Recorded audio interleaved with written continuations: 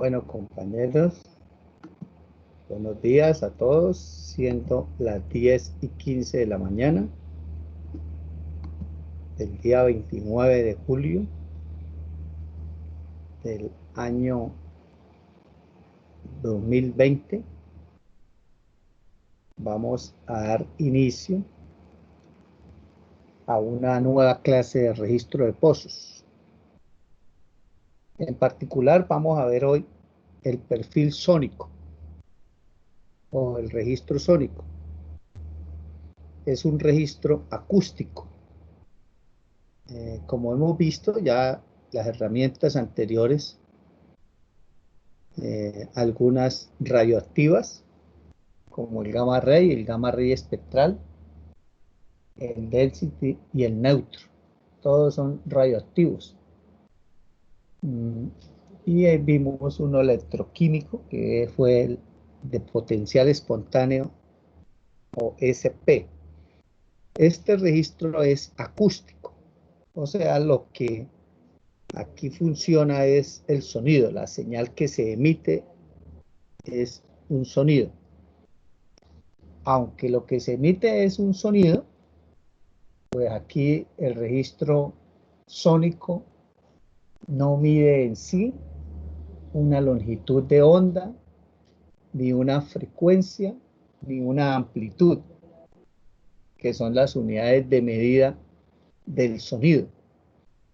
Aquí lo que mide este perfil es tiempo, es el tiempo de tránsito del sonido, ¿sí? O sea, se emite un sonido y se mide es el tiempo de tránsito del sonido.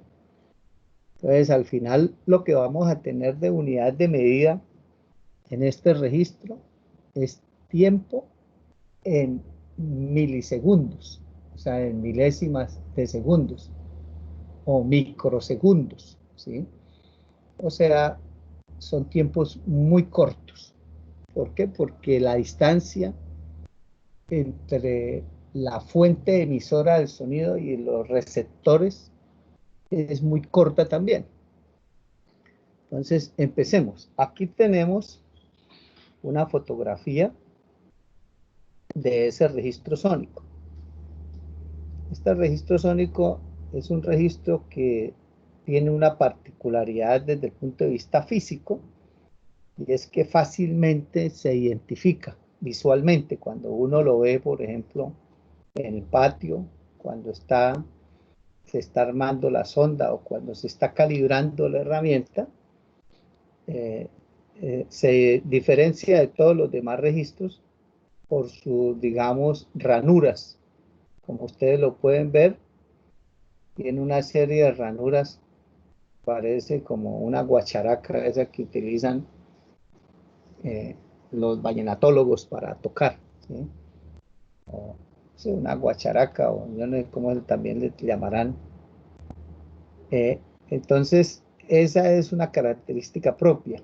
Lo que nosotros aquí vemos como rectángulos negritos son los receptores. Aquí hay un receptor en la parte superior y hay unos receptores en la parte inferior, o viceversa. Eso depende del sentido en el que se baje, ¿sí?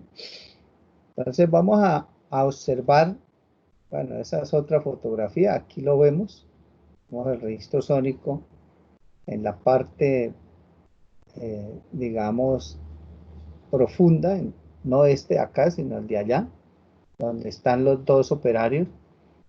Ese es el sónico.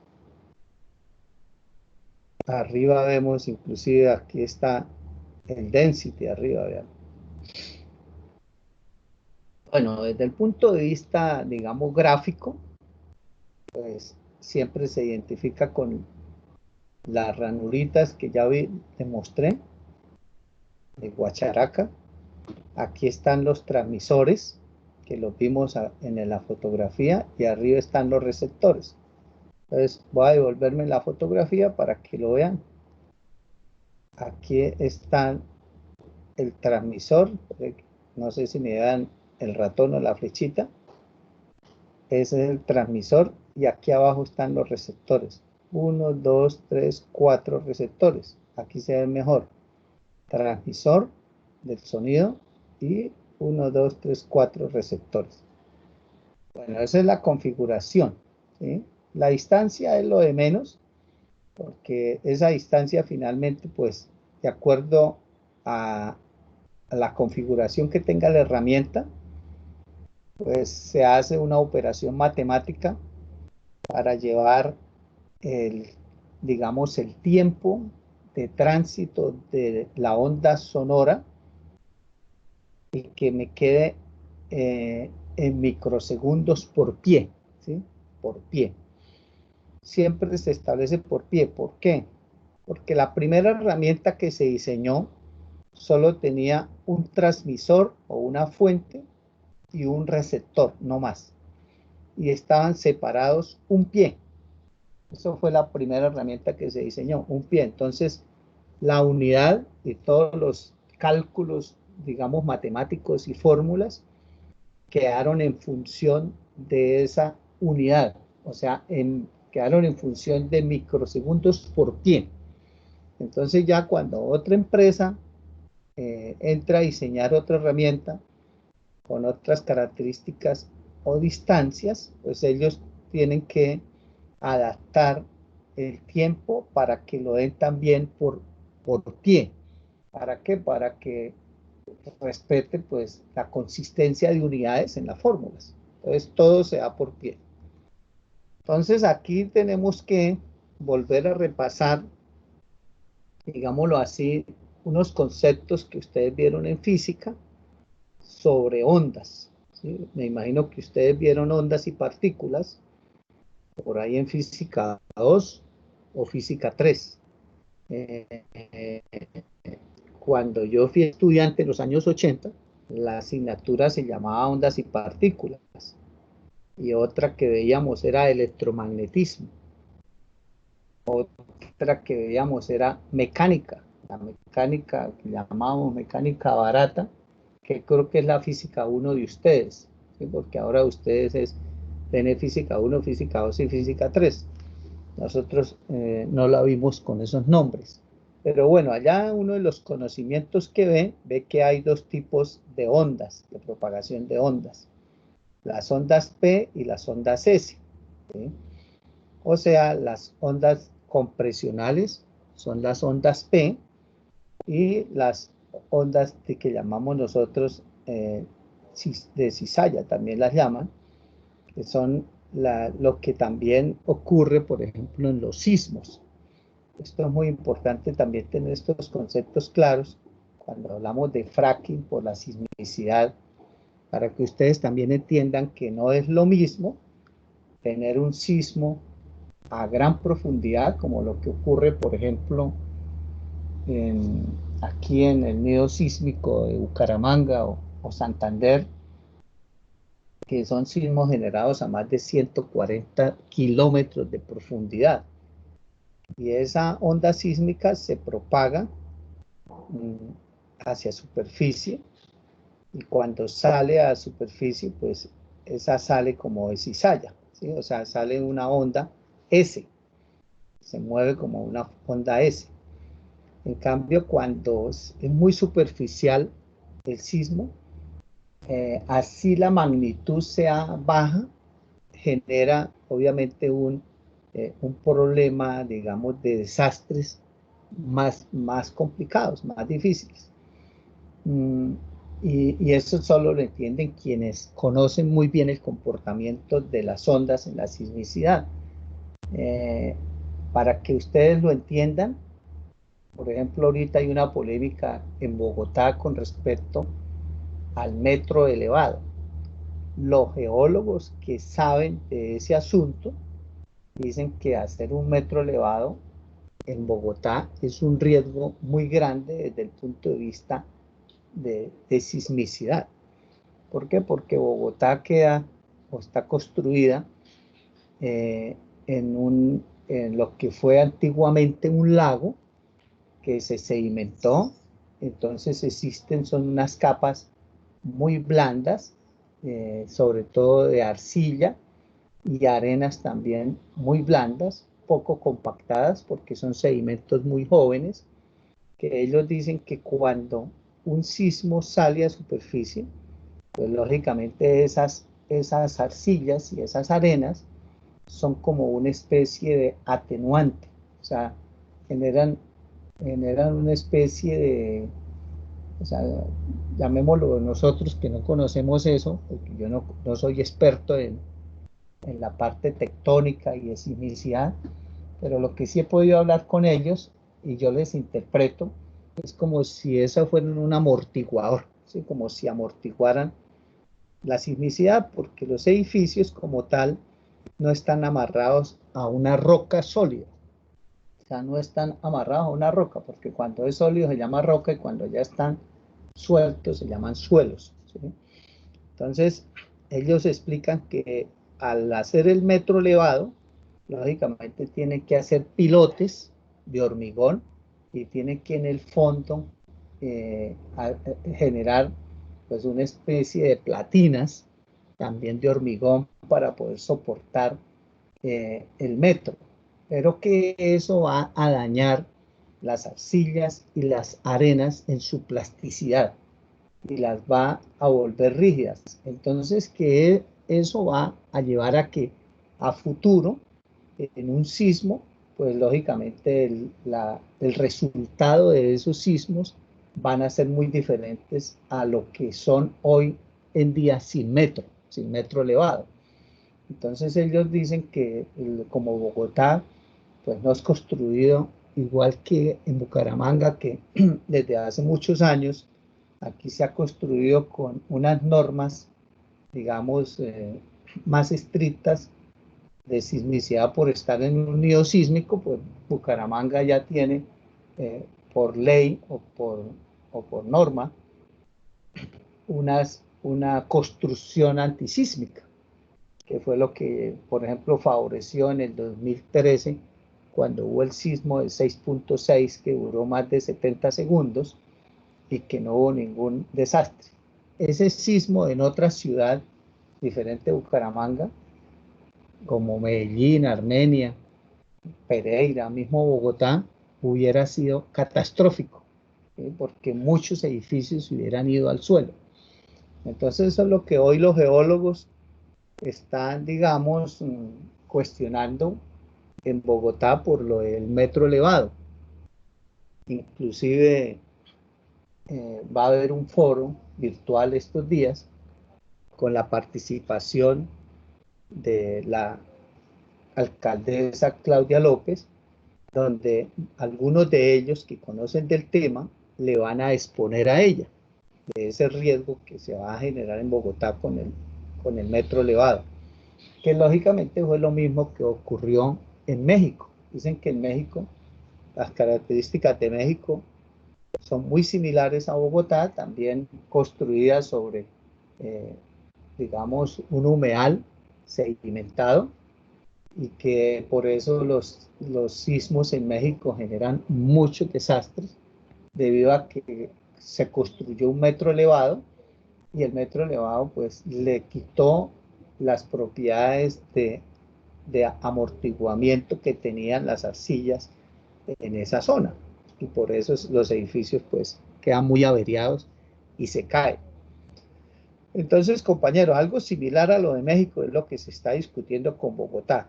Entonces, obvio, cuando nosotros tenemos un sismo a poca profundidad, que es lo que se puede generar con el fracking, ya que estamos hablando aquí de acústica, y esas ondas sísmicas, pues aquí van a ser transversales. Si es un sismo a 4 kilómetros de profundidad que se genere, que pueden tener, esos sismos pueden tener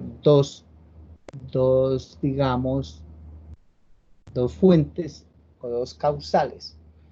Y una, como ya les expliqué a ustedes en las clases anteriores, es que los fluidos que van a migrar a través de las fallas y se llegan a encontrar con una falla inferida, o sea, una falla ciega, la acumulación de fluidos en el punto de sello de la falla llegará a un momento de que la presión ahí, que es presión hidrostática, se acumule y aumente a un punto tal que supere la presión litostática. Y en ese momento en que eso ocurra, pues va a romperse el sello y la falla se activa y eso va a generar sismicidad. O sea, esa es una de las causas que ya ha ocurrido pues, en Estados Unidos, en México, donde se ha hecho fracking.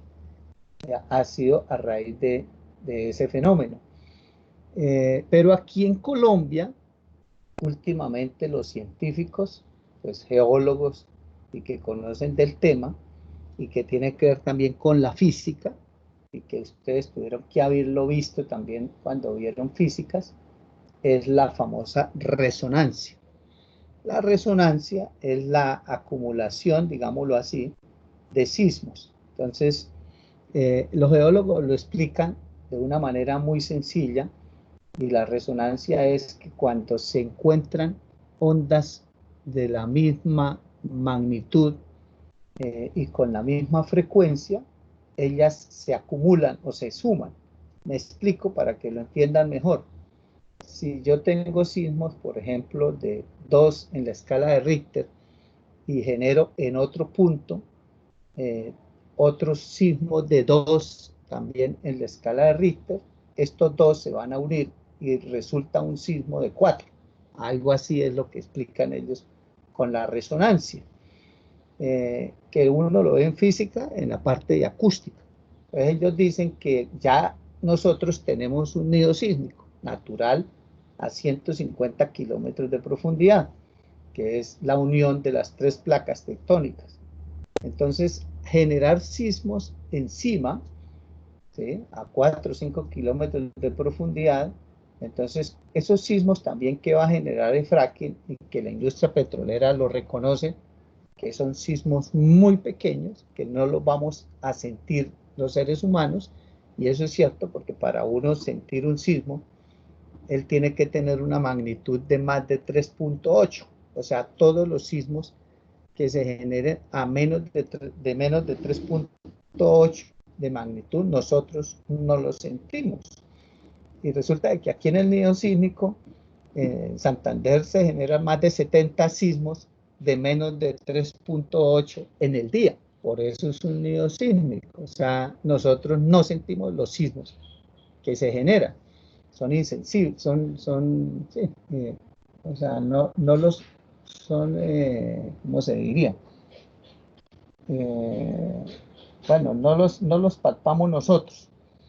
Y la industria petrolera dice que el fracking pues, genera también sismos tan pequeños que nosotros no los sentimos. Pero resulta de que si lo hacemos sobre un nido, que ya hay sismos que no los sentimos, la resonancia que se va a generar de la unión de los sismos naturales con los sismos inducidos, sí va a llegar a una magnitud que lo vamos a sentir. Eso es lo que explican, lógicamente, los expertos en sismicidad a raíz de que tenemos ese nido sísmico. En otras palabras, uno lo que concluye aquí es que nosotros no tenemos, digamos, el territorio geológicamente y sobre todo desde el punto de vista de la sismicidad apto para hacer el fracking, ¿sí? O sea, hacer el fracking encima de un nido sísmico es un riesgo muy alto, según los que saben de sismicidad. Entonces, las ondas S, bueno, aquí los resortes que tenemos en la figura, pues nos dan una forma explicativa muy sencilla de entender cómo es una onda P y una onda S. Como ustedes lo ven, un resorte que usted lo coge de los extremos y lo estira y luego lo suelta, esa es una onda P o una onda compresional. Mientras que una onda S es como si usted cogiera ese mismo resorte y en lugar de estirarlo o elongarlo, elongarlo, sino que usted lo deja quieto en su longitud, pero usted lo sacude hacia arriba y hacia abajo en las dos puntas y entonces genera un movimiento de cizalla, o sea, una onda S. De ahí su nombre, onda S, porque ahí ese resorte se tuerce formando pues una onda en forma de la letra S. Entonces, esas son las ondas que llamamos transversales, que cuando hay un sismo, por ejemplo, si usted va en un avión y observa desde el aire el movimiento de la onda sísmica en superficie, ella se mueve así, como una ola que va viajando a través de la superficie. Estas son las ondas S, que son muy características, obviamente, en los materiales sólidos. En los líquidos, lo más común es la onda P, o sea, el sonido en particular. ¿Sí? Obviamente el sonido, que es lo que a nosotros nos compete hoy por el registro que es acústico, el sonido en el líquido se mueve en forma compresional, o sea, como una onda P, pero ya en la roca, ¿sí? Que es sólido, o en la tubería o en el cemento, ya esa onda compresional se convierte en una onda S, ¿sí? Ya cuando coge la parte sólida. Bueno, entonces aquí vamos a mirar, bueno, esa ya es, digamos, la explicación de cómo se interpreta en un sismógrafo una onda compresional, y ya cuando se convierte en una onda S, pues la forma cambia. Y eso es lo que registran los sismógrafos cuando hay un sismo. Entonces, aquí tenemos cómo es también la respuesta de los diferentes tipos de rocas. Entonces, tenemos un núcleo de caliza o material carbonatado, y lógicamente nos va a indicar de que el comportamiento ahí de la onda es mucho más perfecta que en otro tipo de roca. O sea, por eso lo que ocurre con este registro sónico es que es más propicio para las litologías carbonatadas. Cuando usted tiene una secuencia carbonatada de calizas o lomitas, o tiene, por ejemplo, una lutita carbonatada, el registro más recomendado para porosidad es el sónico, ¿sí? Cuando usted tiene una secuencia siliciclástica, o sea, lutitas puras, no carbonatadas, o sea, con mayor composición de arcillas, y tiene las areniscas, los registros recomendados de los que ya vimos, o sea, neutron y density. Eso es lo que se dice. Bueno, esta figura a mí me gusta mucho porque resume lo que les he comentado. Entonces tenemos en rojo lo que es la herramienta en sí.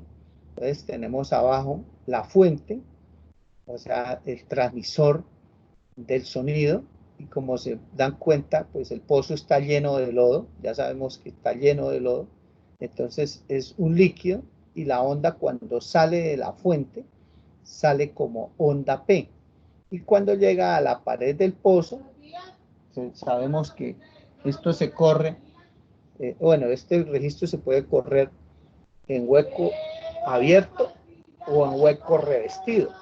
En hueco revestido es lo que ustedes conocen o van a ver como registros de cementación, ¿sí? Los registros de cementación son registros sónicos, ¿sí? O sea, es el mismo principio físico. No significa que sea la misma herramienta, obviamente, ¿sí? Pero el principio físico es el mismo. Entonces, allá en el registro de cementación, pues vamos a tener un tubo y el cemento en el anular. Aquí no, porque aquí el hueco está abierto, entonces lo que va a encontrar la onda es la pared del pozo, o sea, la roca. Entonces, cuando la onda llega a la pared del pozo, pues la onda va a viajar a través de la pared del pozo. Algunas ondas pues se van a meter, ¿sí?, internamente dentro de la roca, pero la onda que va a detectar la herramienta en el receptor o en los receptores, porque no solamente lleva uno, sino varios, depende obviamente de la empresa y su diseño que tenga patentado, pero normalmente, por ejemplo, tiene 2 o 4 receptores hoy en día. Entonces, esos receptores van a recibir una onda que ha viajado a través de la pared del hueco, y lógicamente pues vuelve y cruza, esa onda vuelve y cruza el lodo y vuelve y se convierte en onda P, o sea que el receptor recibe ondas P. Emite ondas P, viajan a través de la pared del hueco como onda S y finalmente se reciben como onda P.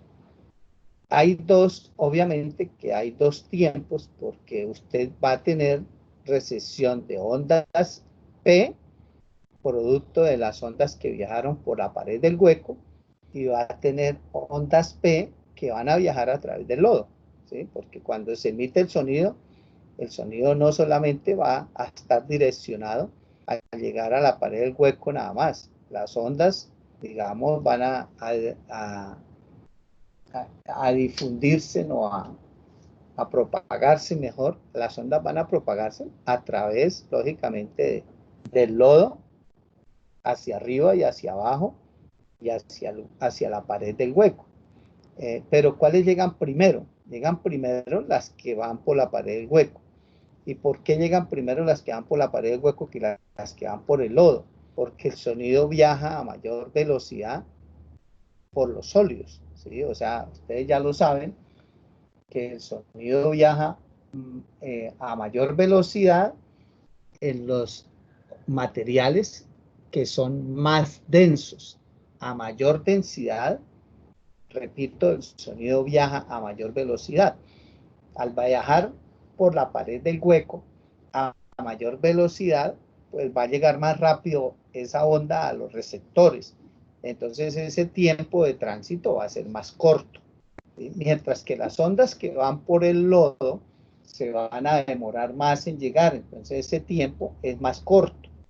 ¿Por qué les digo esto? Porque a veces a uno las empresas le presentan los dos tiempos, el tiempo corto y el tiempo largo. Entonces muchas veces el estudiante me llama a mí a preguntarme, profesor, porque yo a ustedes les voy a dejar talleres para que hagan en la casa, sobre todo en Excel. Entonces cuando yo les doy el paquete de datos, que es el punto DAC, o sea, el punto DAC son los datos que miden las herramientas o que dan las herramientas. Entonces aparecen las dos mediciones. Entonces siempre me llaman a preguntarme, profesor, hay dos registros sónicos, ¿cuál tomamos? ¿Sí? Entonces yo les respondo, usted no estuvo en clase, ¿sí? Porque si usted estuvo en clase y tiene claro el concepto y estuvo en esta explicación, pues no necesita preguntar, ¿sí? Puede ser que nos den dos tiempos, pero uno ya por lógica, si estuvo en esta clase y me está entendiendo la explicación que le estoy dando, pues no necesita preguntar. El preguntar es echarse a botes en el sentido de que uno ahí lo pesca y dice, este marica no estuvo en clase, ¿sí? O estuvo en clase pero estaba distraído, ¿sí? O es bien burro y no entendió. Entonces, para que no les ocurra eso y el profesor no termine haciéndoles matoneo, pues párenle bolas. A nosotros lo que nos interesa y el objeto por el cual estamos viendo esta herramienta es la porosidad. Para eso es que estamos corriendo esta herramienta, para calcular la porosidad que se va a llamar porosidad sónica. ¿Y la porosidad de qué es? ¿De la roca o la porosidad del lodo? Obvio que de la roca. A mí me interesa es evaluar, llamémoslo, o estimar, que es la palabra estadísticamente correcta, estimar, o algunos pues se pegan un ruanazo y dicen calcular, ¿no? Aquí uno, como esto es bajo incertidumbre, uno no debe decir calcular, sino debe decir estimar, es una estimación. ¿Por qué? Porque lógicamente es una variable, la porosidad no es constante. Es un error también que cometemos o cometen los ingenieros que no saben de estadística, que hablan de que esta roca tiene una porosidad del 20%, que tiene una permeabilidad de 350 miliarcis, o sea, hablan como si fuera una constante, ¿sí? Donde eso no es cierto, estas son variables, y al ser variables significa que ese valor varía, y si ese valor varía, uno lo que tiene son estimaciones, y obviamente que cuando uno habla de un valor puntual, tiene que hablar en términos estadísticos y decir que es un promedio. Entonces siempre deben decir la porosidad promedio de la roca es, por ejemplo, 20%. Usted no debe decir así a secas y en términos afirmativos de que la porosidad es del 20%, porque la porosidad, compañeros, es variable. El 20% es un promedio, ¿ya? Pero es en la roca tanto a nivel, digamos, longitudinal, ¿sí? Horizontalmente y también a nivel transversal, verticalmente, en su espesor, una roca cambia de porosidad, tanto horizontal como verticalmente, porque los yacimientos son heterogéneos. Ojo con eso. Yacimientos homogéneos no hay. Lo que es homogéneo son los sintéticos. O sea, si yo hago un núcleo o un cross o lo que llaman sí, un cross pros, una especie de lo que utilizan ustedes en el laboratorio de petrofísica, normalmente son núcleos o, o cross pros o como lo llama Buendía. ¿Sí? Los pequeñitos, los cilindros pequeñitos que utilizan en el laboratorio son sintéticos. Esos son hechos con arena sintética a base de cerámica, ¿sí? Y con resinas. Entonces, la resina simula la matriz de la roca.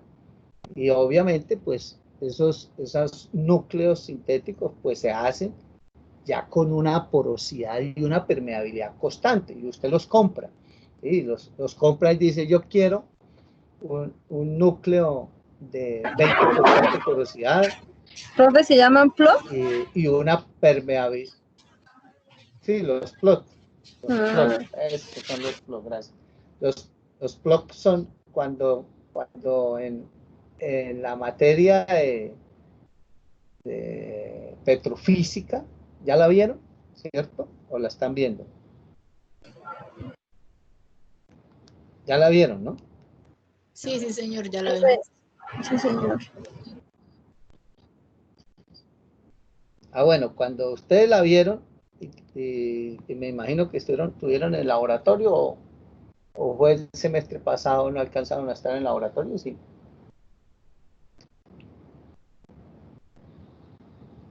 ¿Sí alcanzaron a tener laboratorio o cómo hicieron en el laboratorio?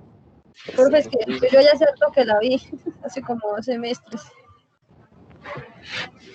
Ah, usted la alcanzó a ver antes de la pandemia. Sí, profe, yo tenía las clases No allá en problema Guatiguará. porque la vio. Bueno, esos núcleos normalmente se utilizan en el laboratorio, son esos plot que son sintéticos, repito, entonces eso ya están clasificados y se hacen ya con una porosidad determinada y una permeabilidad determinada. Entonces se diseñan y se hacen sintéticos, repito, y esos sí son homogéneos. Ahí sí un plug de eso, ya si hablamos de una porosidad del 20% es porque todo el plug tiene el 20%. Y si hablamos de una permeabilidad de 300 miliasí es porque esa es la permeabilidad que tiene el plug. Pero en la naturaleza no ocurre eso. Lo más aproximado a la naturaleza son las muestras béreas. ¿Se han oído hablar de las muestras béreas? La muestra bérea esa es, digamos, un núcleo que sacan de la roca, más no del yacimiento. Me explico. Si la formación, por ejemplo, mugrosa del Magdalena Medio, aflora en la superficie de la cordillera oriental, ¿sí? Entonces yo voy al punto del afloramiento, donde la roca sale a superficie y allá voy yo con un taladro de eso que llaman tomamuestras y saco un plot, o sea, saco los plots. Ustedes de pronto si han tenido salidas en geología y los han llevado a esos puntos de afloramiento en la materia de sedimentología, ¿sí? Cuando yo estudié sedimentología, pues tuvimos varias salidas a campo y en una de ellas pues estuvimos en el afloramiento de las rocas almacenadoras que llamamos de los yacimientos convencionales, o sea, conociendo y palpando y viendo, por ejemplo, cómo es la formación Lizama, cómo es la formación La, la Paz, cómo es la formación Esmeralda, ¿sí? Cómo es la formación Mugrosa, cómo es la formación Colorado, todo eso nosotros lo conocimos en las salidas. Entonces el profesor lo lleva a uno al punto del afloramiento, y esa fue una salida que hicimos a pie desde Lebrija hasta el río Sogamoso, pues para conocer las rocas que hay en la cuenca del Magdalena Medio, porque todas afloran en ese trayecto. Cuando uno pasa por Girón, pues ahí esa roca rojiza que tenemos en Girón hasta el aeropuerto, pues esa es la formación Girón, que es la que en el Magdalena Medio pues está en la parte más profunda de la cuenca, ¿sí? En la base. O sea, después del basamento va la formación Girón, hablando de abajo hacia arriba. Y cuando uno sigue caminando después del aeropuerto y pasa por Lebrija, pues encuentra uno la formación La Paja, y después uno se encuentra con la formación Rosa Blanca, que su nombre deriva pues de una hacienda que se llama así, donde aflora. Y así sucesivamente uno sigue caminando y pasa por la formación Tablazo, que aflora ahí en Portugal, ¿sí? Ahí en esa parte que llaman eh, el Brisas, un restaurante que se llama Brisa, y ahí uno encuentra también la formación Simití, y sigue uno caminando y llega a la formación La Luna, ¿sí? Que ya la encuentra uno ahí llegando a la entrada a la vía nueva, a San Vicente de Chucurí, y luego pasa por la formación Umir, que es lo que ya todos conocen ahí como la Sufrada, ahí cruzan, y uno la va viendo, ¿sí? Y en otras palabras, en ese trayecto por carretera hasta hacia Barranca, pues uno va viajando como si estuviera subiendo por un pozo de perforación, o un pozo petrolero desde el fondo de la cuenca hasta la superficie. Entonces, ahí termina lo que es el Cretáceo, y luego ya cuando uno cruza los túneles ahí en lo que es la represa de Hidrosogamoso o Copoporo, represa Copoporo, entonces uno ya empieza a cruzar ahí después de lo que llaman la renta, uno ya se encuentra con la formación Lizama, ¿sí? Que es esa pasa por el fondo de la represa, así transversal, que cuando hubo el reventón o afloramiento, también se le dice, del pozo Lizama 158, pues se sospechó que a través de la formación Lizama, que va por el fondo de la represa, pues había ocurrido una recarga del yacimiento con agua de la represa. Eso se sospechó en un principio, inclusive. Por mis conocimientos en hidrodinamismo y conociendo obviamente la topografía y por la sísmica de la zona, donde la roca llega hasta el yacimiento de Lizama, pues yo fui uno de los que inclusive afirmé que eso era agua de la represa. Y Robledo en el Congreso de la República, basado en unas tesis de ingeniería civil de la UIS que se hicieron para Isagen antes de la construcción de la represa, conociendo pues la posible filtración de las aguas ahí, si se iba a hacer la represa, cuál iba a ser las consecuencias o el fenómeno de filtración, para contemplar la posibilidad de impermeabilizar esas rocas antes de hacer la represa.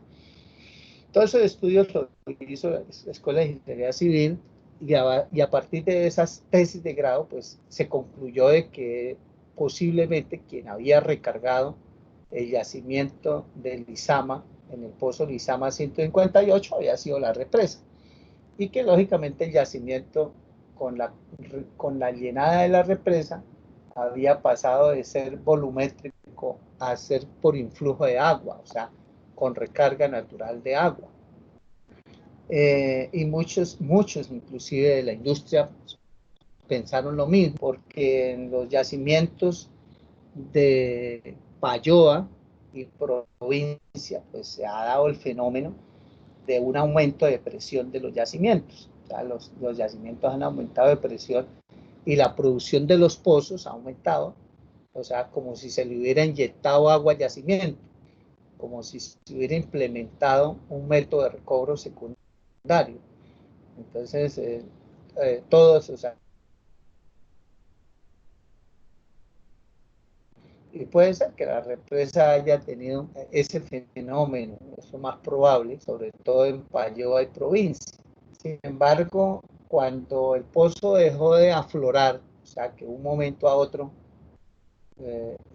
se paró, o sea, el afloramiento de agua con crudo y gas, eso el Jueves Santo, ¿sí?, del año 2017, 18, pues, fue hace 2 años. De un momento a otro, ¡pum!, el pozo dejó de fluir, o sea, la arremetida se apagó sola, sin haber todavía intervenido la empresa que trajeron de Estados Unidos para matar el pozo. Hasta ahora estaban bajando esa herramienta y colocando esa campana cuando el pozo dejó de fluir de un momento a otro. En ese momento ya porque si hubiera sido la represa la que estaba recargando el yacimiento, pues el flujo hubiera sido continuo, porque la única forma de parar el flujo o la recarga sería abriendo la represa y descargando la represa. Pues al descargar la represa, pues el efecto de presión y el punto de recarga en la represa desaparecería y el pozo dejaría de fluir. Pero al dejar de fluir, repito, compañeros, ya se descartó ese fenómeno. Ya se pensó en que el fenómeno puede haberse producido por una píldora de agua de algún campo vecino que sí tiene inyección de agua, como la misma Sirinfantas o Llanito, porque hacia Lizama convergen fallas como la falla de Infantas, que pasa por toda la mitad del yacimiento de las Infantas y termina y se une ahí con la falla Peña de Oro y la otra falla, la Salina. Ahí se encuentran 3 fallas. Entonces, al encontrarse ahí las 3 fallas en ese yacimiento, pues la conclusión final es que esa agua puede haber venido del agua de inyección de las Infantas. O también hay una falla transversal que viene desde Casabe y Llanito y pasa por Llanito y viene por todo el río Sogamoso y llega y obviamente pasa, esa falla pasa por ahí por Lizama y sigue por el río Sogamoso hacia la cordillera. Entonces también se sospechó de Llanito.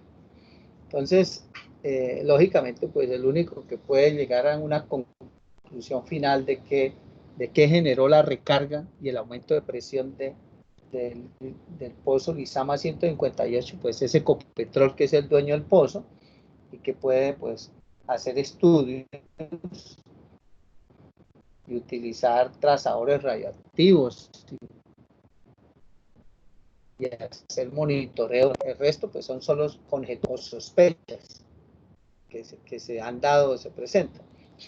Entonces, ahí, compañeros, en ese fenómeno, o en ese recorrido que les venía comentando, cuando uno cruza ahí ya la represa y va de Bucaramanga a Barranca y pasa por los túneles que hizo Isagen, del terciario. Entonces usted ahí pasa Lizama, luego pasa la formación y finalmente cuando ya usted ya llega ahí al puente Sogamoso, donde está la represa más abajito, la última roca que usted cruza ahí es Colorada, ¿sí? Hasta ahí ya afloran esas formaciones. Ya de ahí en adelante, ya debido al sinclinal del Nuevo Mundo, entonces vuelve a encontrar otro afloramiento repetido, entre ellos Lizama, que aflora ahí donde queda el yacimiento de Lizama, y la quebrada es la que se llama Lizama, y debido a que la roca aflora ahí en la quebrada de Lizama, por eso el campo se llama campo Lizama, y la formación también se llama Lizama, es por la quebrada. ¿Bien? Entonces, porque ahí la formación hace una U, o sea, ahí es un sinclinal, es el sinclinal del Nuevo Mundo que llaman, y entonces aflora hacia la cordillera y aflora ya también donde está el campo. Entonces, lo que les decía es que uno va a esas rocas, que uno ya sabe que abajo, en la profundidad, pues almacena petróleo, pero que la roca es esa, y uno ahí va y saca núcleos, y eso es lo que se llama muestras véreas. Muestras véreas son de la misma roca, aunque no son de abajo del yacimiento. No son del yacimiento, pero son la misma roca. Y es lo más cercano a tener un núcleo propio de un corazonamiento del yacimiento. Entonces usted puede tener en el laboratorio de petrofísica muestras sintéticas o los blocks sintéticos hechos con resina y con arena de cerámica, y puede tener muestras véreas que son de la misma roca pero no sacadas del yacimiento, y tiene también los plugs de los corazones que se sacan cuando se perfora un pozo estratigráfico y se obtienen directamente del yacimiento, que esas ya vienen con cruz, usted está corazonando ese yacimiento como tal. Entonces, ojo con eso siempre que hablemos de porosidad, propiedades físicas, hablemos de promedios, Y siempre que se hable de promedios, hay que tener la desviación estándar. La desviación estándar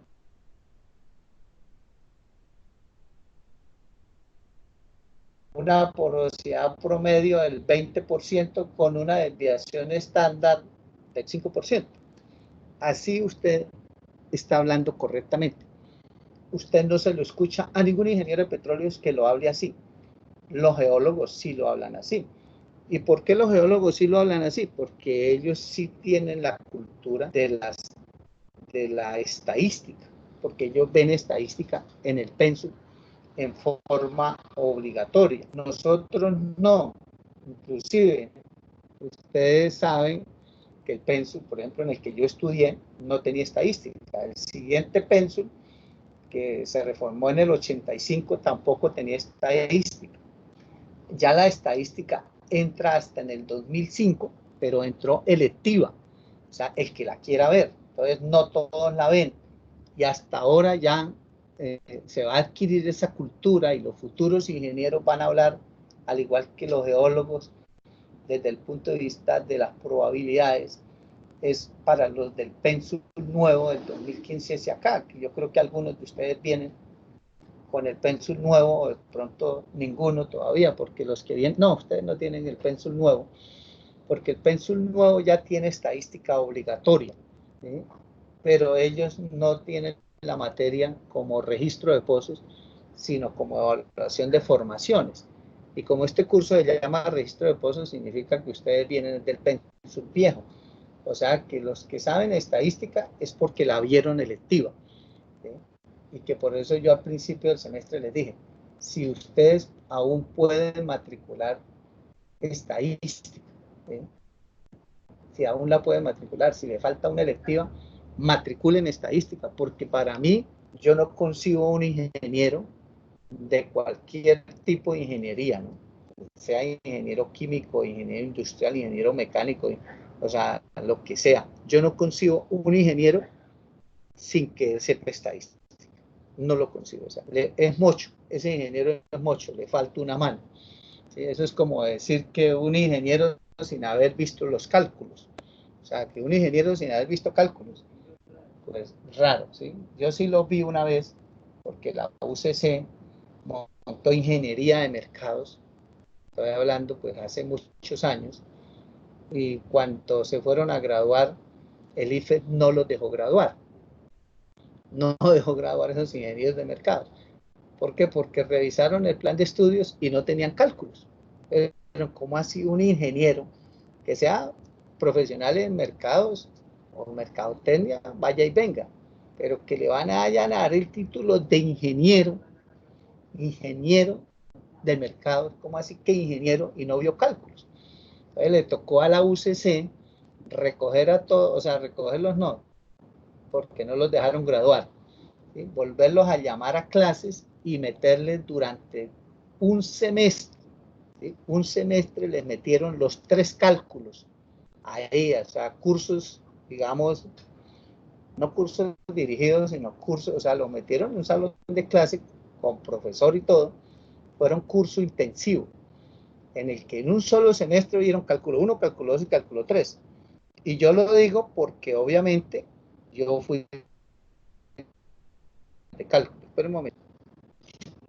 ¿Aló? ¿Qué hubo, jefe? Cuénteme.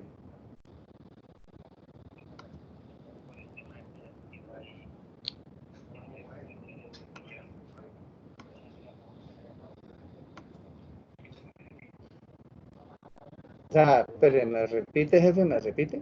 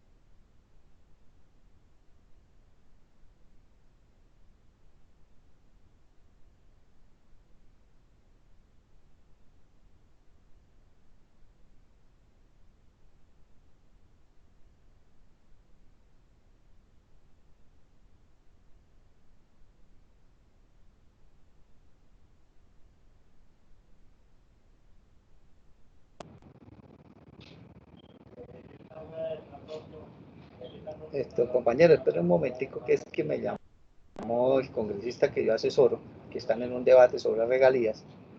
Entonces me está pidiendo ahí unos conceptos. Un momentico ahí, me disculpa.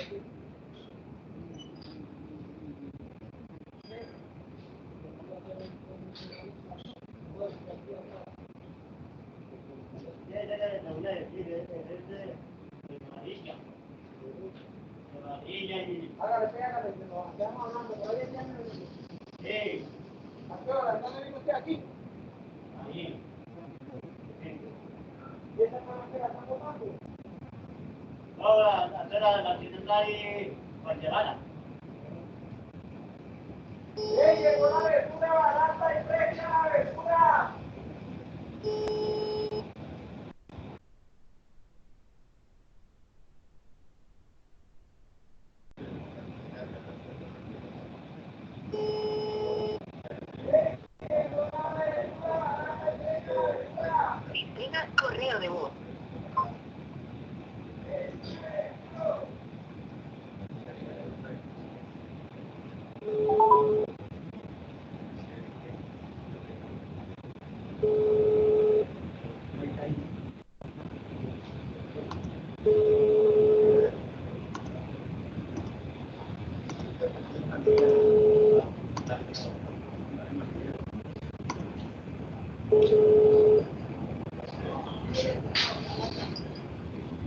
Sistema correo de voz.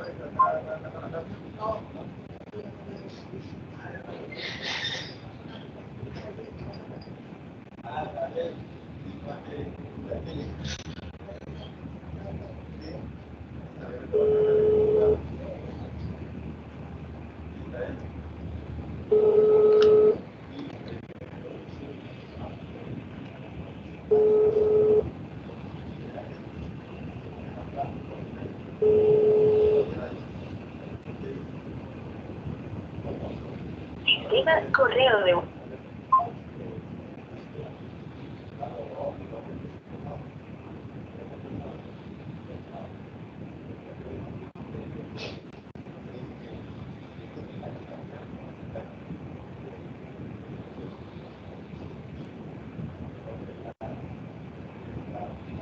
Oiga, jefe, se nos cortó la llamada. Bueno, lo que quería decirle es lo siguiente: no es justo que el gobierno nacional pretenda, dentro de la distribución de las regalías, dejarle un porcentaje a la Agencia Nacional de Hidrocarburos para la exploración. Ellos dicen exploración y producción, pero la Agencia Nacional de Hidrocarburos no produce, porque no es una empresa operadora, pero sí la agencia, como administradora del subsuelo, pues ellos hacen unas tareas previas de exploración antes de entregar los bloques, que se llama calentamiento de cuencas, donde invierten en actividades como fotografía aérea o barrida satelital, magnetometría, gravimetría, hacen geología de superficie, perforan pozos estratigráficos a los cuales también le corren registro de pozos, hacen sísmica, o sea, son etapas previas a la adjudicación del bloque, y luego adjudican el bloque con cero participación en la producción para la ANH, lo cual no es justo, porque ya la ANH ha hecho una inversión previa, y al hacer una inversión previa, pues la tiene que recuperar con producción. Es lo justo, porque si no lo hace, estaría incurriendo en un daño fiscal, porque hace una inversión del Estado que no la recupera. Entonces, en lugar de quitar regalías, lo que debe es pedirle al concesionario que le dé participación en la producción para, digámoslo así, hacer una recuperación de la inversión previa que la ANH ya hizo. Eso sería lo justo, y no quitar regalías. Entonces, Ecopetrol, por ejemplo, cuando administró el subsuelo y que tenía el modelo de contrato y asociación, y que siendo socio, Ecopetrol no lo hacía. Ecopetrol le dejaba el riesgo exploratorio al socio inversionista y Ecopetrol entraba ya a participar en los gastos, en la inversión, o mejor, Ecopetrol invertía ya después del descubrimiento, o sea, iba a la fija, ¿sí? En la parte exploratoria no invertía, o sea, no arriesgaba. Ya si se descubría petróleo para el desarrollo del campo, sí invertía. Y Ecopetrol, sin haber invertido en la exploración, sí le pedía el 50% de la producción al socio, que era el operador. Aquí la Agencia Nacional de Hidrocarburos invierte en la exploración y no le pide participación al socio. Y ahora quiere tener recursos para esa exploración que hace previa de las regalías, las cuales bajaron del 20 al 8%. Entonces no es justo. Ahí usted tiene que, jefe, hacer la pelea en el Congreso y no permitir que metan ese gol.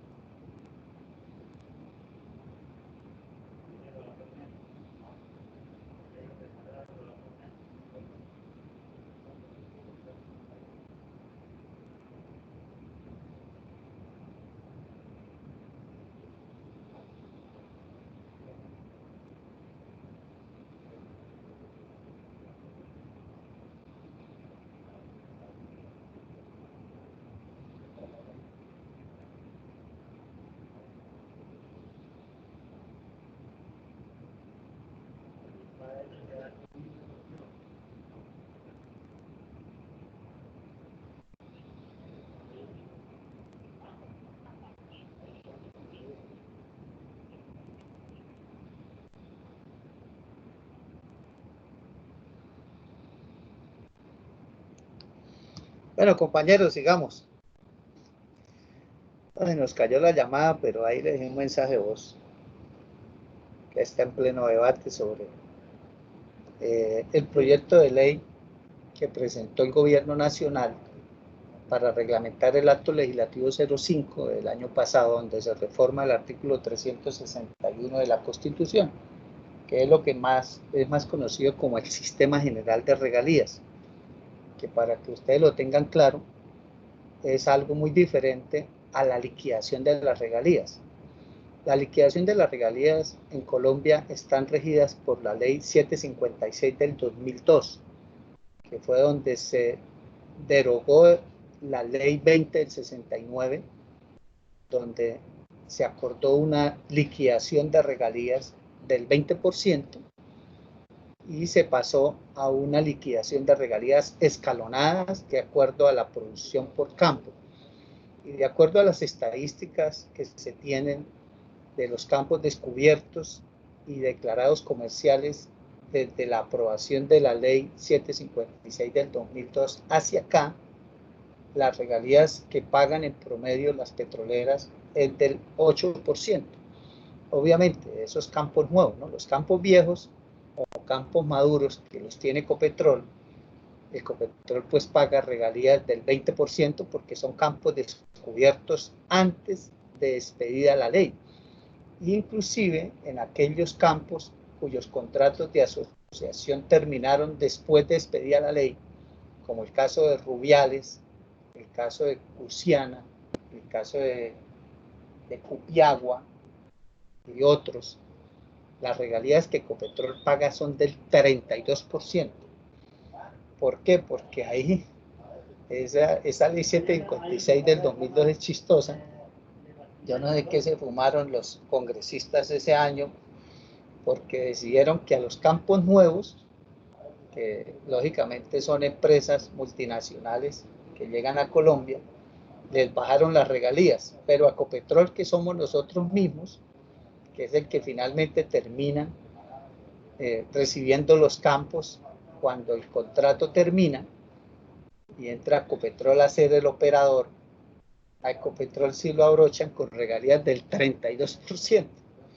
y a los extranjeros les cobran regalías del 8% y con descuento, ¿no? Porque si encuentran crudo pesado de menos de 15 grados API, tienen un descuento del 25%, o sea, no pagan el 8, sino el 6. Y si encuentran gas continental, tienen un descuento del 20, o sea, pagan el 6.4.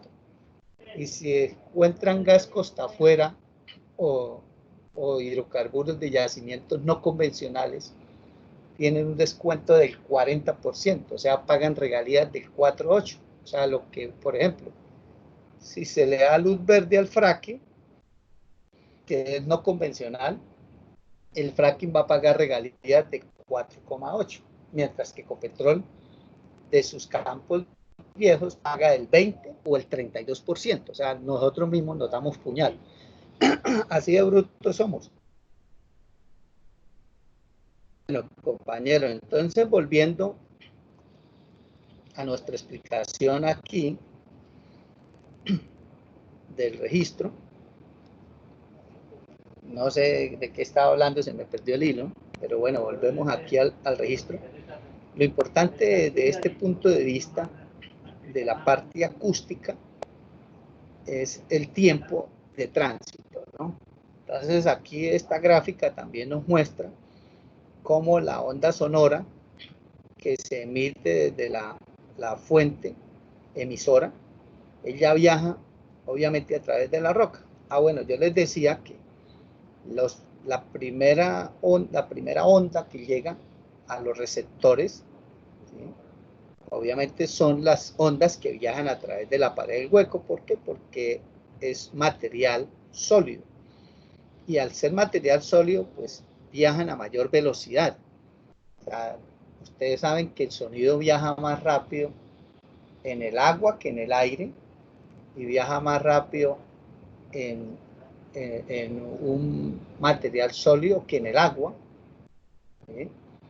Entonces, en un palo viaja más rápido que en el agua, o a través del hierro o el acero viaja más rápido que la madera. O sea, a mayor densidad, mayor velocidad, ¿sí? Entonces, por ejemplo, uno puede estar en la carrilera de un tren y usted no escuchar por el aire el ruido del tren, de la locomotora, no lo escucha por el aire. Pero si usted le pone el oído al riel del ferrocarril, ahí sí escucha el sonido del tren, ¿sí? Aquellos que de pronto han visto o vieron esa película del Llanero Solitario, que era una serie enlatada de televisión de hace muchos años, cuando yo estaba niño, pero hace poco sacaron una película en cine sobre el Llanero Solitario, no sé si ustedes la vieron.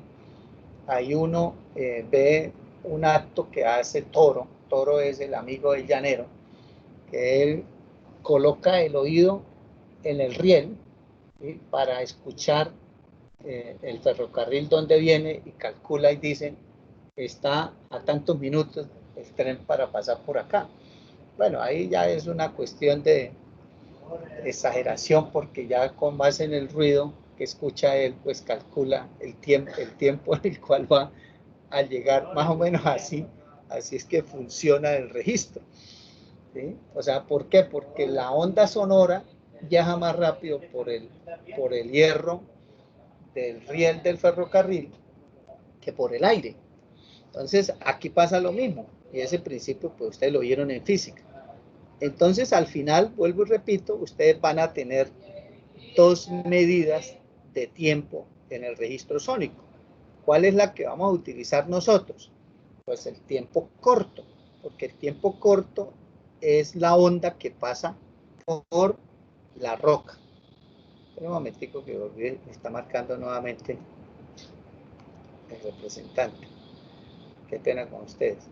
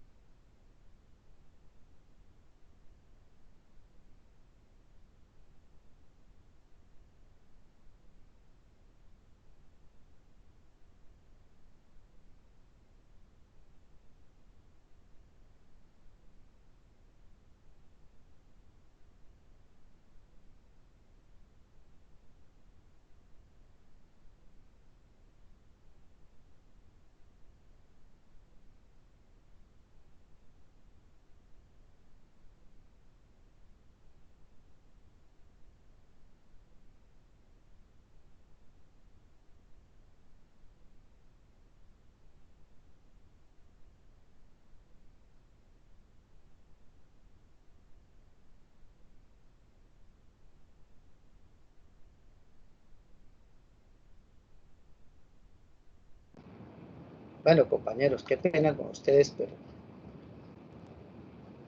como están en pleno debate, ahí el jefe le toca obligatoriamente interrumpirme y llamarme para poder él, digamos, refutar y responder a las pretensiones que tiene el gobierno. A mí me parece injusto lo que el gobierno quiere hacer, y es que que nos dan muy pocas regalías, las bajaron y perdimos en esa reforma del 2002 el 60% de las regalías, y que eran para los municipios y departamentos productores, que son los que sufren las afectaciones de la exploración y explotación petrolera.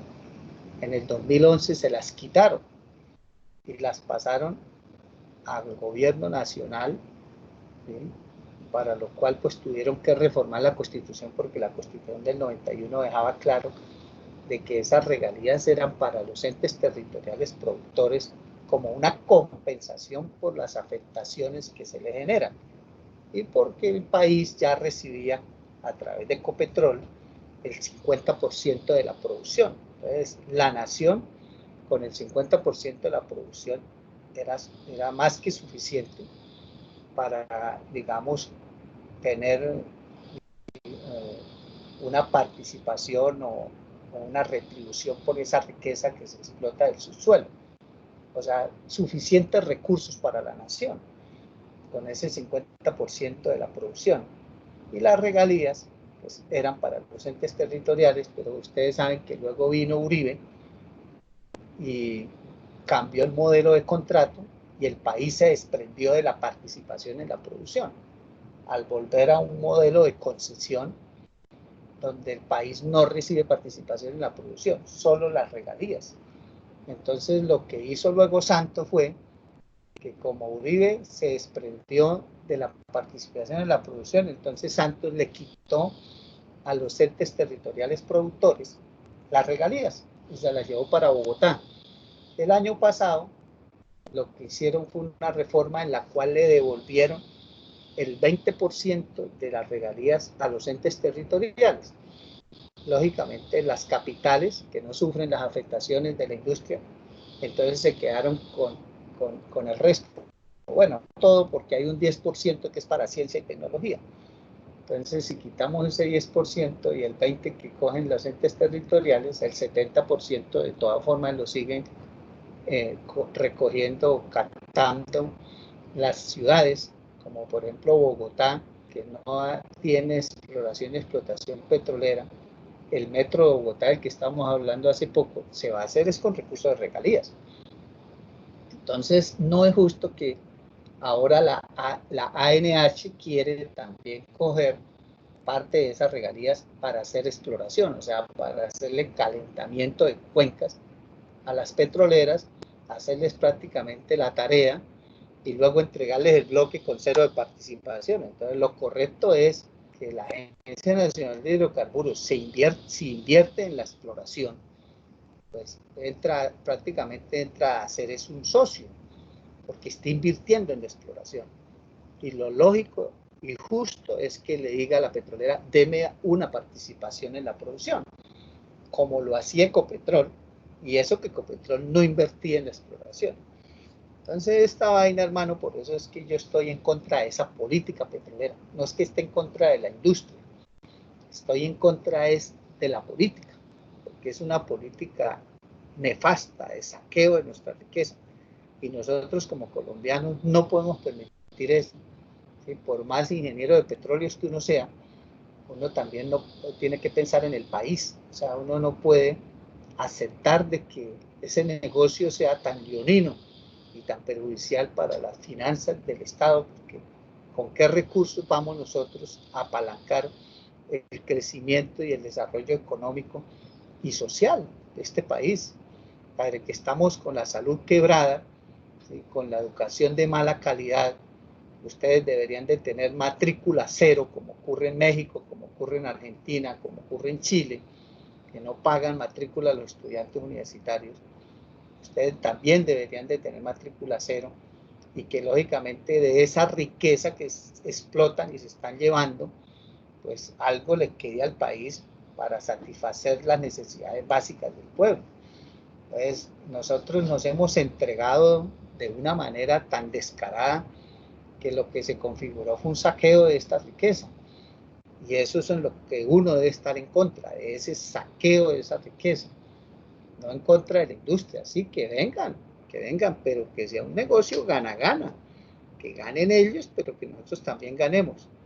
O si no, ¿para qué? Terminamos nosotros como ingenieros de petróleos siendo cómplices del saqueo, porque eso es lo que yo le digo a mis estudiantes de política petrolera. Les digo, usted termina como ingeniero es yendo a una empresa multinacional a ayudar a saquear el país, sí, a cambio de un sueldo, ¿sí? Que ni siquiera hoy en día es bueno ese sueldo. Eso era antes, cuando pagaban buenos sueldos, hoy no. Entonces, no es justo, compañeros. Bueno, para terminar la explicación, digamos, cerrando ese paréntesis, como aquí lo explica, vean. La onda cuando va por el lodo es una onda compresional, ¿sí? Por el fluido. Y la velocidad por el fluido, lo dice aquí, es menor que la velocidad de la onda S. La onda S es por la pared del pozo, que es la parte sólida. Entonces aquí decimos, la velocidad por la parte sólida es mayor que la velocidad por el fluido.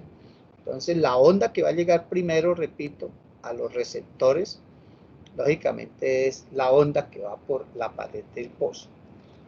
Entonces ahí vamos a tener, repito, dos ondas.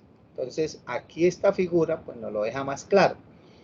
La onda cruza el lodo, llega a la pared del pozo y se va por la pared del pozo a mayor velocidad que por el lodo y va a llegar rápido a los receptores. Lógicamente vuelve y cruza nuevamente el lodo y llega al receptor y llega como onda compresional. Pero al ser la primera, es el tiempo más corto. Entonces, de los dos tiempos que vamos a tener del registro sónico, el tiempo que vamos a utilizar para estimar la porosidad, vuelvo y repito, es el tiempo corto. ¿Sí? Es el tiempo corto. Entonces, ¿cuál es la profundidad de investigación del sónico? Pues es una profundidad de investigación mucho menor que los registros que ya vimos. O sea, aquí no está el SP, pero ya vimos el neutron, ya vimos el density, ya vimos el gamma ray. Entonces, dése cuenta que esos tres que están en amarillo tienen una profundidad de investigación mayor que el sónico. O sea, que el sónico tiene una profundidad de investigación muy somera, muy pequeña. Realmente es un pie. Un pie son 12 centímetros. ¿Sí? 12 centímetros es realmente creo que, ¿cuánto es un pie? 28 centímetros, ¿no? ¿Me recuerdan? Son 30 puntos algo, señor. O 30 puntos algo, sí. Estoy como Chespirito, compañeros. 30. Bueno, es lo que tiene un pie, 30 centímetros. Esa es la profundidad de investigación del sónico, ¿sí? Y la roca debe tener un espesor mínimo de 60 centímetros, que es lo que llamamos resolución vertical, para que sea detectada por el registro, o sea, para que la onda viaje a través de la roca y los receptores la alcancen a detectar. Bueno, entonces el perfil es básicamente un registro de tiempo, ¿sí? De tiempo. Vuelvo y repito, lo que se mide es tiempo, en microsegundos, ¿sí? En microsegundos, que es el tiempo que demora la onda compresional de sonido en llegar desde el emisor de la onda a un receptor atravesando a su paso, o atravesando, aquí dice en su paso, un pie de formación paralelo a la pared del pozo. O sea, vuelvo y repito, lo que dice la figura acá, es el tiempo que se demora la onda viajando a través de la pared del pozo, un pie. Realmente no es que sea un pie. Esto es, entre la fuente o transmisor y el receptor puede haber más de un pie, puede haber 2, 3, 4, 5 pies. Al final, pues la empresa que corre el registro, el tiempo que va a dar es el tiempo por pie. o sea, lo divide. Vamos a mirar algunas configuraciones. ¿Sí? Entonces, bueno, dice, ese tiempo que demora la onda en su recorrido se denomina delta de t. Aquí está más claro. Entonces, aquí inclusive esta herramienta, vuelvo y repito, hay varios diseños. Esta herramienta tiene dos transmisores. ¿Sí? La mayoría tiene uno solo, esta tiene dos y hay 4 receptores, pero dése cuenta que están a diferentes distancias. Aquí, por ejemplo, este receptor 2 está a 3 pies del transmisor de arriba. ¿Sí? Y aquí hay 2 pies de diferencia entre el receptor 2 y el receptor 4. Lo mismo ocurre aquí por este lado. Entonces, obviamente que al final va a tener varias distancias de separación entre los transmisores y los receptores. Entonces, ¿qué es lo que hace la empresa? La empresa tiene que armar una ecuación como esta para que al final le dé un promedio de milisegundos por pie. ¿Sí? Entonces, aquí dividen por 4 porque hay 4 receptores y hay 2 tiempos que se suman y 2 tiempos que se restan, los cuales hacen una compensación en las distancias. De tal forma que, bueno, esta ecuación que tienen ellos aquí, para esta configuración, finalmente pues les tiene que dar el delta de t en microsegundos o milisegundos por pie. Milisegundos o microsegundos, no importa cómo lo diga. Bueno, entonces en eso consiste, lógicamente, esta herramienta, bien los tiempos.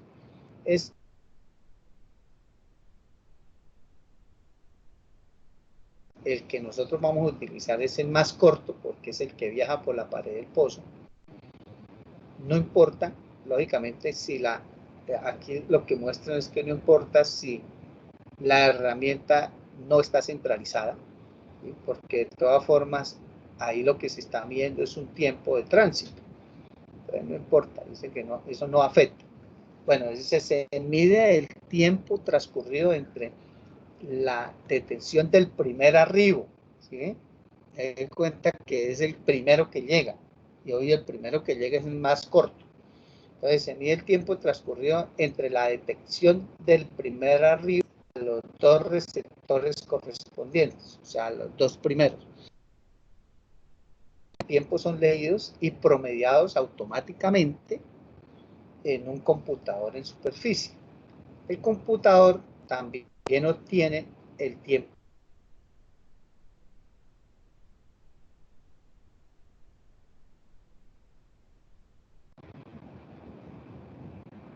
Por aquí vi un error.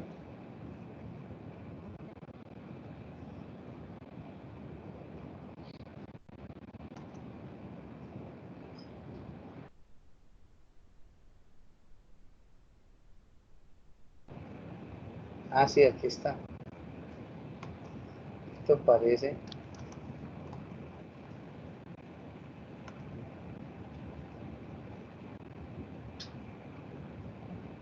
Esta T parece una F, pero no. Cuando esta T es muy diferente a esta T, que parecía una F. Pero no, es así, bueno. Listo. Ah, bueno, entonces como lo dice aquí la diapositiva, el computador también no tiene el tiempo. El tiempo total de tránsito es el tiempo más largo, pero ese a nosotros aquí, para estos fines de porosidad, no nos interesa.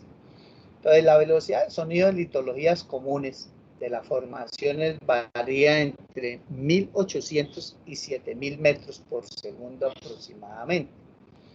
Se registra el tiempo recíproco de la velocidad en microsegundos por pie. ¿Sí? Se registra es el valor recíproco de la velocidad. Ustedes saben que velocidad es espacio sobre tiempo. ¿Sí? Entonces, de ahí esa fórmula de la física tan sencilla, de ahí es que se saca el tiempo.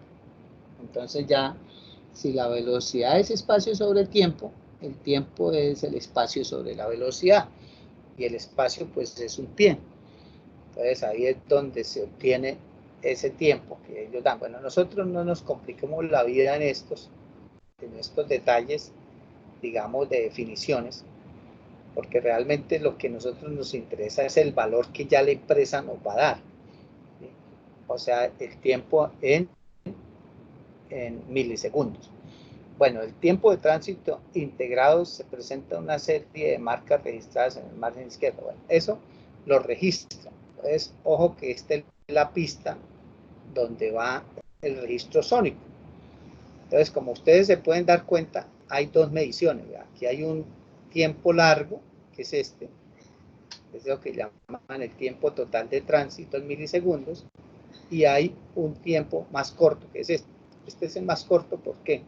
Porque la escala va de derecha a izquierda. Aquí arranca en 40 milisegundos y termina en 100 milisegundos.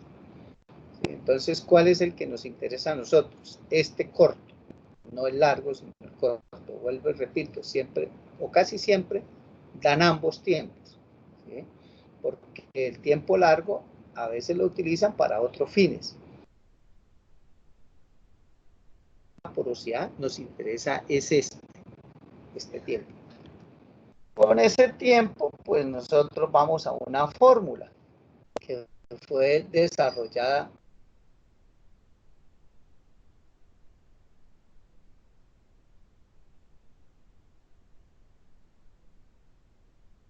el tiempo de tránsito está dado por 1 menos la porosidad multiplicado por el tiempo de tránsito en la matriz más la porosidad por el delta de T o el tiempo de tránsito en el fluido. Para calcular el delta de T, obviamente, o el tiempo de tránsito del sonido por toda la roca. Partiendo de esta ecuación de Wally, es que lógicamente se despeja y aquí fija la porosidad y se obtiene esta fórmula. ¿Sí? Entonces, despejando de ahí, de la fórmula de Wally, entonces la porosidad sónica, ¿no? La porosidad sónica es igual al delta de T que se lee del registro menos el delta de T de la matriz sobre el delta de T del fluido menos el delta de T de la matriz. ¿Ya? Despejado esta ecuación. Ahora, ¿cuál leemos nosotros? El que dice delta de T log. Ese es el del registro. Y entonces, ¿a qué es igual el delta de T de la matriz? Pasa igual que con la porosidad density, ¿sí? Que hay un ρ, una densidad de la matriz.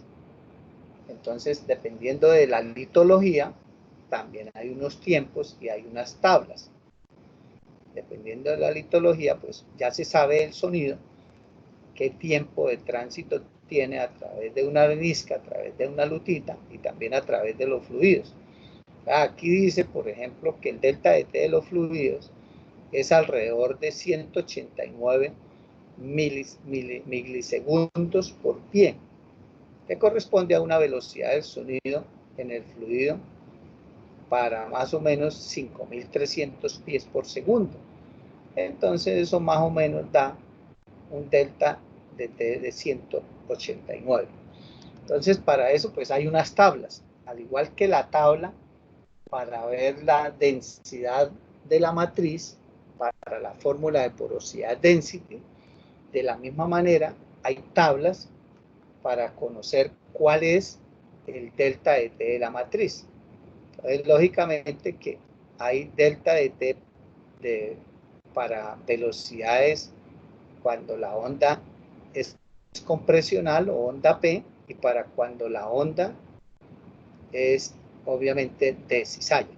Aquí, ojo con lo siguiente, porque esta es la velocidad que hay en la roca y esta es la velocidad que hay en el lodo. Como finalmente la onda regresa al receptor a través del lodo, uno lo que mira es ese delta de TP. ¿Por qué? Porque es una onda compresional la que finalmente llega.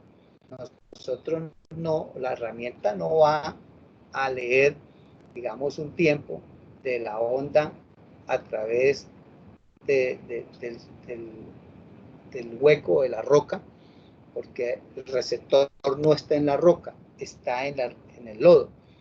Entonces uno lo que utiliza son estos delta de T, esta del TP. Pues más o menos para una arenisca que está compuesta mineralógicamente por cuarzo en su gran mayoría, se utiliza 51. Este valor no es que sea constante, ¿sí? Puede utilizar entre 51 y 55. Eso es de libre albedrío suyo, ¿sí? Puede utilizar 51, 52, 53, 54, 55. O sea, cualquier valor entre 51 y 55 es válido. En las calizas hay menos incertidumbre. Aquí sí usted puede utilizar 46 o 47, a veces se utilizan. En las dolomitas 42, a veces utilizan 43. Eso es más o menos, o sea, este tiene menos incertidumbre que en las arenas.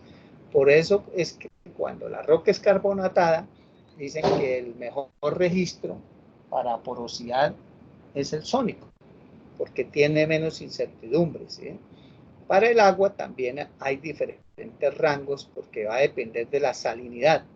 Usted sabe que la densidad del agua influye en la velocidad del sonido. La densidad depende de la salinidad. Entonces, dependiendo de la salinidad, usted va a tener diferentes valores. Lo mismo ocurre con el petróleo. Depende de la densidad del petróleo. Entonces vamos a tener rangos. Y en el gas, la misma cosa. Vamos a tener rangos. O sea, como ustedes se pueden dar cuenta, aquí juegan mucho las probabilidades o las incertidumbres. ¿Por qué? Porque estas variables que van en la fórmula de porosidad, pues varían mucho. O sea, está dada por rangos y no son valores puntuales, por lo cual la porosidad sónica es muy aleatoria. Entonces, no es confiable. O sea, yo poco la uso. Y las empresas también, digámoslo así, en cuencas sedimentarias que son siliciclásticas, donde no hay casi calizas, o la sección de caliza es muy pequeña, o no las hay, ellos no corren el sónico. ¿Sí? El sónico se corre en aquellas cuencas donde la sección de calizas es considerable, ¿sí? Y es significativo. Y si el yacimiento, ya sea convencional o no convencional, es calcáreo, ahí sí corren el sónico. Pero mientras no sea una roca calcárea, el sónico no lo corre. ¿Por qué? Porque no es bueno, ¿sí? Es muy incierto y como se pueden dar ustedes cuenta, aquí por la gran, digamos, porque todas las variables son rangos. Entonces, usted puede utilizar varios valores, no son, repito, valores puntuales. Esta es una tabla aún más completa porque inclusive para arenas dan valores dependiendo de si es semiconsolidado o consolidado. Lo mismo sucede para lutitas, dolomitas, dicen que depende del rango de porosidad. Entonces, des en cuenta cómo hay de aleatoriedad, se llama eso. Es muy aleatorio los valores, por lo cual esta porosidad no es muy buena, muy confiable. Uno puede decir que resumiendo, podría utilizarse esta tablita que tenemos aquí al final. Dice, en formaciones sedimentarias la velocidad del sonido depende de muchos factores, como ya leí, principalmente del material de la roca matriz y de la porosidad, cómo esté distribuida. A mayor porosidad disminuye la velocidad del sonido en la matriz, obvio, es lógico. Entonces, lo que yo les recomiendo más o menos es esta tabla. Entonces, si usted tiene areniscas, el delta de T de la matriz, bueno, aquí es velocidad, el delta de T, usado comúnmente, dice aquí, está entre 55,5 y 51, ¿sí? Cualquiera de esos valores. Calizas, vea, aquí ya no dan ni 47 ni 46, sino aquí ya dan 47,5 en esta tabla. Dolomitas 43,5, anhidritas 50, sal 67, bueno, ya tubería 57, eso es para alimentación. Aquí dan valores, por ejemplo, de delta de T, ¿sí? Para el aire, dependiendo obviamente de la velocidad del sonido en el aire y su densidad, la dan para el metano, para el etano y para el dióxido de carbono. Entonces, nosotros para efectos vamos a trabajar los fluidos como si fuera agua y vamos a trabajar la velocidad de 189 milisegundos para los fluidos. Bueno, aquí está el registro sónico en milisegundos. Entonces va a una escala de 100 a 190. Ahí está mostrando el comportamiento, más o menos como es. Entonces en una lutita, como es muy densa, pues la velocidad a mayor densidad es mayor, entonces el tiempo es menor. Como pueden dar cuenta, en la lutita es menor tiempo. Cuando ya entran en una arena, que lógicamente es más porosa, hay menos matriz, es menos densa la arena que la lutita, entonces la velocidad es menor. Al ser menor la velocidad, el tiempo de tránsito es mayor. ¿Sí? Que en la arena es mayor.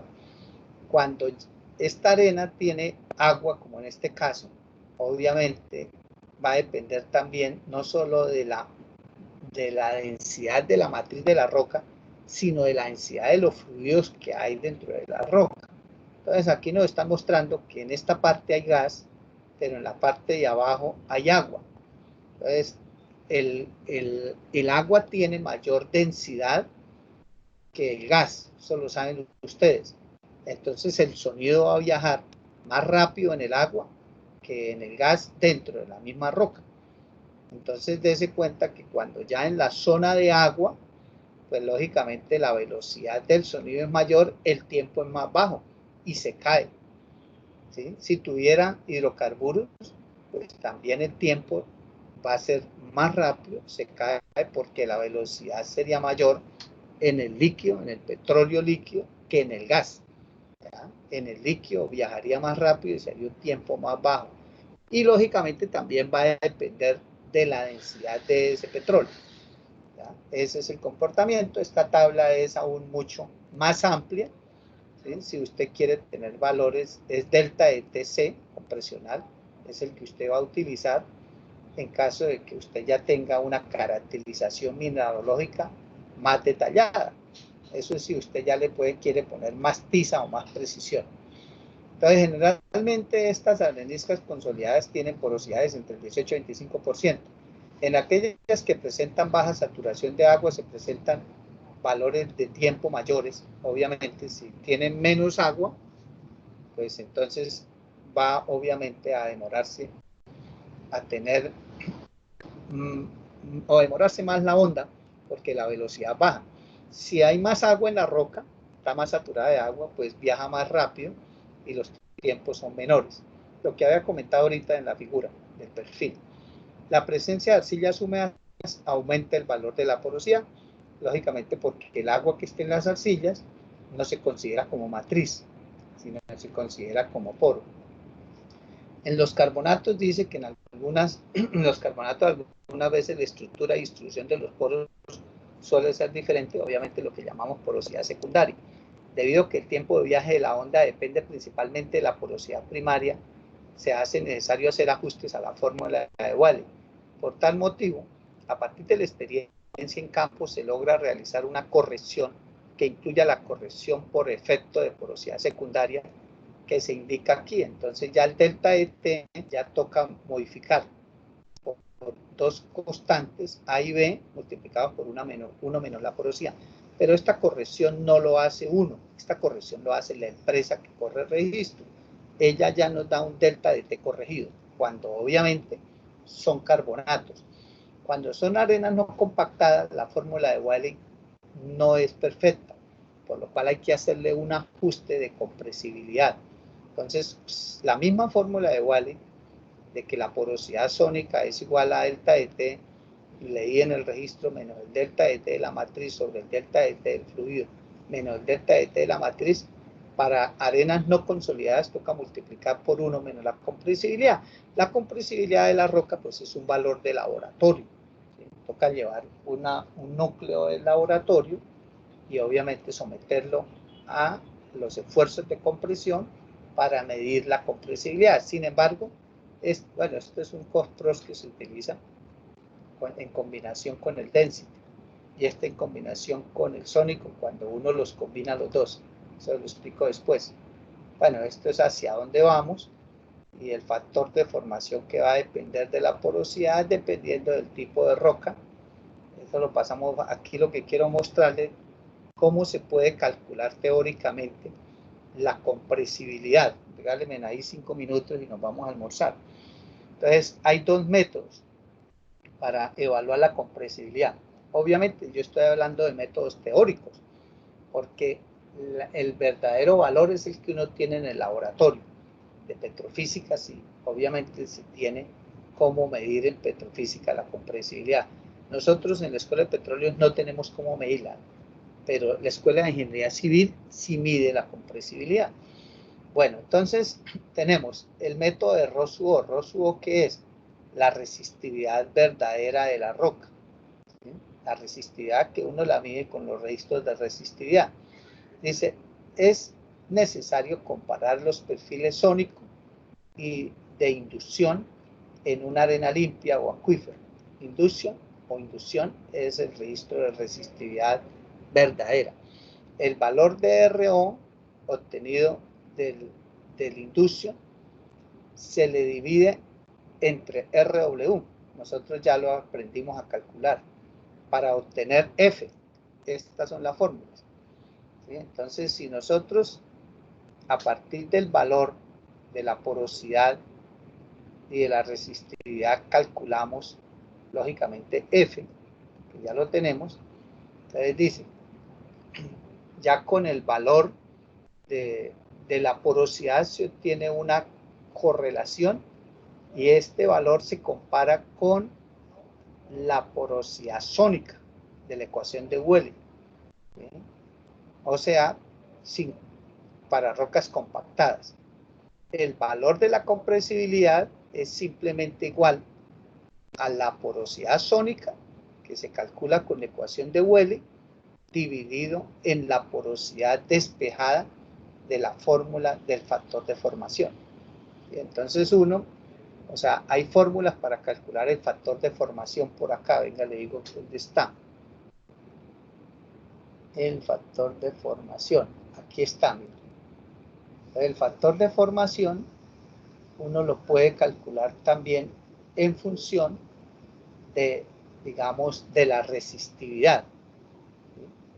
Aquí está, miren, aquí está, este es. Entonces, si uno tiene RW y tiene RO, usted despeja F. Entonces, F es igual a RO sobre RW. RO, ¿quién se lo da? El registro de resistividad. RW, pues ya sabemos calcularlo, ¿no? Ya lo hicimos si tenemos el SP. Si no tenemos el SP, pues lo calculamos con los registros de resistividad. Entonces, si usted tiene RO y tiene RW, calcula F. Entonces, luego se viene para acá.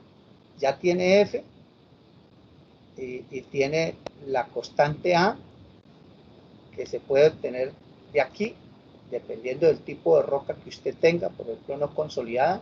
Entonces, usted ya tiene F, que es RO sobre RW. Y eso es igual a 0,81 sobre la porosidad al cuadrado. Entonces usted despeja la porosidad, la despeja de acá. Este valor 0,81 es el valor del factor de tortuosidad, que es A.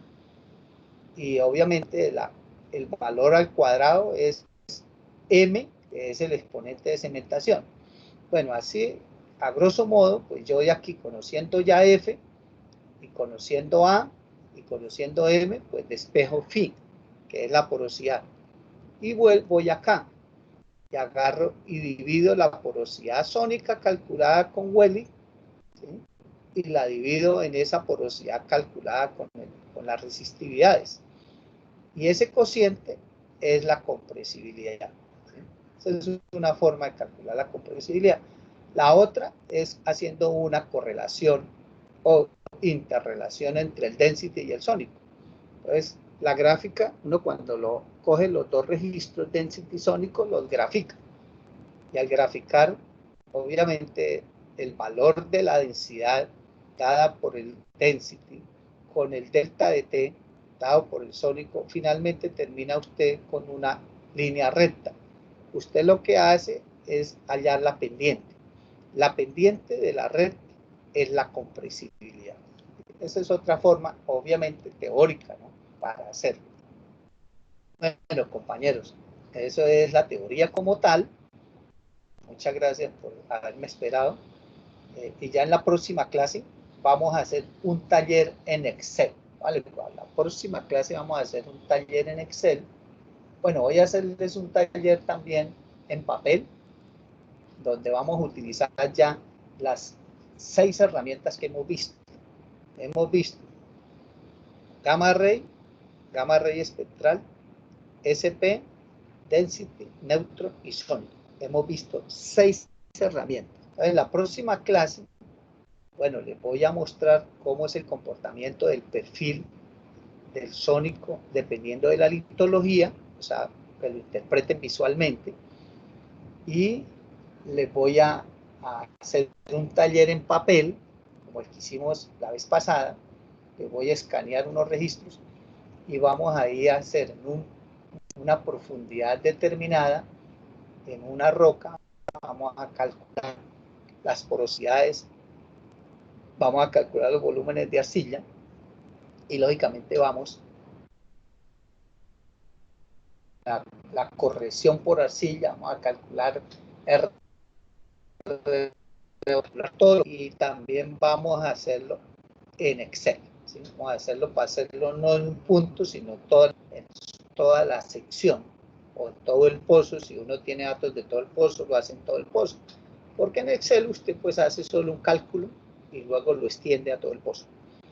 Bueno, compañero, muchas gracias y me disculpan ahí las interrupciones que tuvimos por la llamada y el representante. Entonces nos vemos el próximo martes, compañero. Muchas gracias y feliz almuerzo. Chao, profe.